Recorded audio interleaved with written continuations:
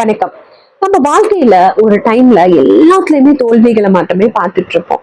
அப்ப ஏதாவது ஒரு பர்சன் நம்ம மேல நம்பிக்கை வச்சு நீ பண்ணு அப்படின்னு சொன்னாங்கன்னு வச்சுக்கோங்களேன், அதை நம்ம சூப்பரா பண்ணுவோங்க. அதுக்கு நானே ஒரு எடுத்துக்காட்டு. நான் 10th ஸ்டாண்டர்ட் படிக்கும் போது எனக்கு மேக்ஸ் சுட்டு போட்டாலும் வராது. தேர்ட் ரிவிஷன் நான் படிச்ச டைம்ல எல்லாம் first revision, second revision, third revision, 3 revision வைப்பாங்க. அதுல தேர்ட் ரிவிஷன்ல நான் எடுத்த மார்க் 22. பாஸ் மார்க் கூட கிடையாது, ஃபெயில் மார்க். பட் எல்லாமே நான் நல்லா படிப்பேன். 75, 85, 95 கூட வாங்குவேன். பட் மேத்ஸ் எனக்கு வரல. டீச்சரும் திட்டுவாங்க, வீட்லயும் என்னென்னமோ பண்ணி பார்த்தாங்க.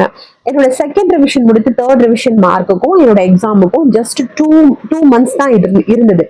அப்போ எங்க வீட்டுல எங்க அம்மா வந்து என்னை ஒரு டியூஷன் மாஸ்டர் கிட்ட கொண்டு போனாங்க. நிறைய இடத்துல விசாரிச்சுதான் அவர்கிட்ட கொண்டு போனாங்க. அங்க போன உடனே இப்ப இவ்வளோ மேக்ஸ்ல இவ்வளோ கம்மியா இருக்கிற பொண்ணு டியூஷனுக்கு எடுத்துக்கிறதே பெரிய விஷயமா இருக்கும். அந்த சார் வந்து பாத்தீங்கன்னா ஓகே பரவாயில்ல நான் ட்ரெயின் பண்றேன் அப்படின்னு சொல்லி என்னை எடுத்துக்கிட்டாரு. நான் வந்து ஃபைனலா போனதுனால எனக்கு வந்து 1-on-1 கிளாஸஸ் மாதிரி தான் அப்ப கண்டக்ட் பண்ணாங்க. அவரோட வீட்டுக்கு நான் நைட் 8 மணிக்கு தான் போவேன். ஏன்னா மற்ற பசங்க எல்லாம் ஆல்ரெடி எல்லாருமே சிலபஸ் கம்ப்ளீட் பண்ணிட்டாங்க. ஸோ நான் 8 மணிக்கு போவேன். போன 1 வீக்லயும் அவர் என்னை திட்டினதே கிடையாது.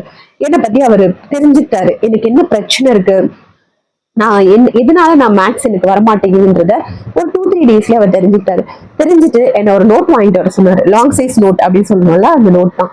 ஸோ அதுல வந்து எனக்கு ஒரு 100 சம்ஸ், அதாவது 100 சம் எழுதி கொடுத்தாரு அவரே கைப்பட. ஒரு 2-3 நாள் உட்காந்து அவரே ஃபுல்லா சம் எல்லாம் எழுதி கொடுத்துட்டு என்கிட்ட ஒண்ணு சொன்னாரு, இதை நீ படி அப்படின்னு சொல்லி கொடுத்தாரு. எனக்கு புரியல, மேக்ஸ் வந்து நம்ம போட்டு தானே பார்க்கணும். இல்ல நீ படி அப்படின்னு சொன்னாரு. ஓகேன்னு சொல்லி நான் அந்த 100 சம்ஸ் மட்டும்தான், புக்கோ கிளாஸ் ஒர்க் ஹோம் ஒர்க் எதுவுமே நான் தொடல. அவர் எழுதி கொடுத்தா அந்த 100 சம்ம மட்டும் தாங்க படிச்சேன்.